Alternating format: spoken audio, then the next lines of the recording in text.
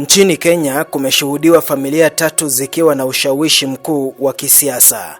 Familia ya Kenyatta, familia ya Moi na familia ya Odinga.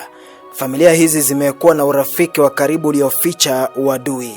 Familia hizi zina historia ya kupitia chama cha KANU na hivyo ni rahisi kutetea urafiki wao siku za leo. Lakini Sauti ya Kipenga leo inaangazia Rais William Ruto na mstaafu Uhuru Kenyatta.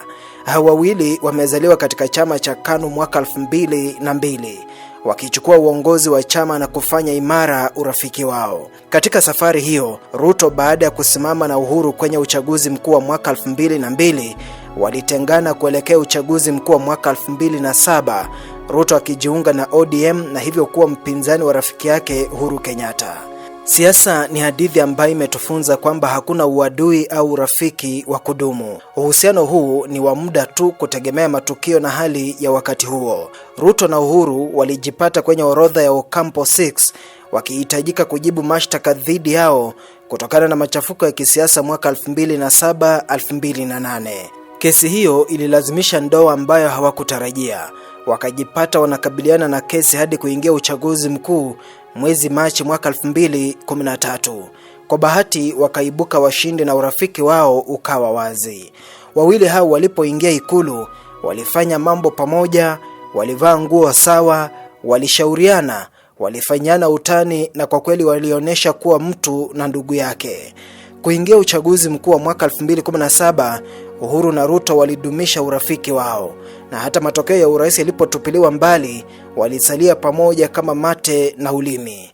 Urafiki wao haungeweza kudumu zaidi ya miaka 10, kwa sababu kuelekea uchaguzi mkuu wa mwaka 2022, Ruto na Uhuru walitofautiana peupe.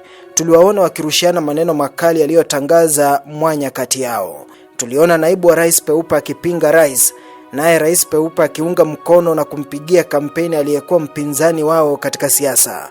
Mwisho, Ruto alishinda na Uhuru akamkabidhi Ruto mamlaka Septemba 13, 2022. Baada ya uchaguzi huo na matukio hayo, tumewaona wawili hao wakikutana, lakini si kila mara. Kinachofanyika sasa, wawili hao wanakinzana. Rais William Ruto anafanya urafiki na chama cha ODM, chama ambacho kinara wake hayati Raila Odinga akiwa hai alikuwa mwandani wa Uhuru. Naye Uhuru kwa sasa anakusanya mabaki ya Azimio la Umoja na kuunganisha upinzani ili uwe na nguvu na kuongea kwa sauti moja. Si hayo tu, lengo ni kumbandua Ruto uongozini. Sasa ni wazi kwamba kuelekea mwaka 2027, marafiki hawa Ruto na Uhuru watakutana tena kama wapinzani. Sauti ya Kipenga inasema hivi: wawili hao bado ni marafiki na urafiki wao unazidi uadui wao. Mungu apisha mbali. Leo hii mmoja wao akifa, mwenzake atashughulika kumzika na kuhakikisha kwamba anapata heshima ya kipekee. Kwa sababu ya haya, Sauti ya Kipenga inakushauri kwamba usiangalie Uhuru na Ruto wakitofautiana peupe na ukaanza kuweka tofauti zao katika moyo wako.